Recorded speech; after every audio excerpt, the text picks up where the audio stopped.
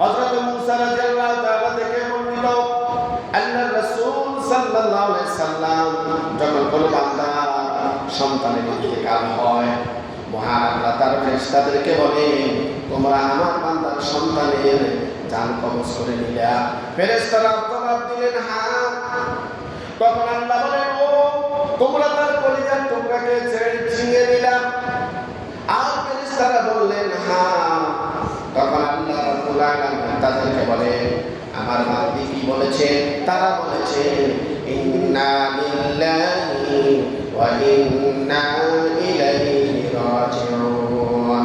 তবে তারা বলেছে, আমরা আল্লাহর পক্ষ থেকে এসেছি, আবার আমরা আল্লাহর দিকে ফিরে যাব। বলেন না সুবহানাল্লাহ। এজন্য কেউ যদি মারা যায়, আমাদের কি বলতে হবে? ইন্না লিল্লাহি ওয়া ইন্না ইলাইহি রাজিউন।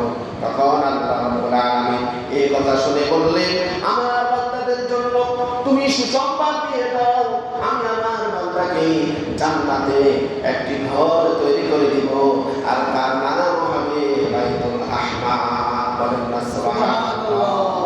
তাদের পিতামাতার আগে সন্তান চলে যায়, ঠিক কিনা বলে? আল্লাহর হাবিব সাল্লাল্লাহু আলাইহি ওয়াসাল্লাম বলছেন, ও আমার উম্মতেরা, তোমরা মন খারাপ করো না। যদি তোমার আগে তোমার সন্তান চলে যায়, তুমি যদি সবর করো, ধৈর্য ধারণ করো, তাহলে আল্লাহ রাব্বুল আলামিন তোমাকে জান্নাতে একটি ঘর তৈরি করে দিবেন। বলেন না সুবহানাল্লাহ। আর ঘরটার নাম হবে বাইতুল হামদ, প্রশংসার ঘর। বলেন সুবহানাল্লাহ।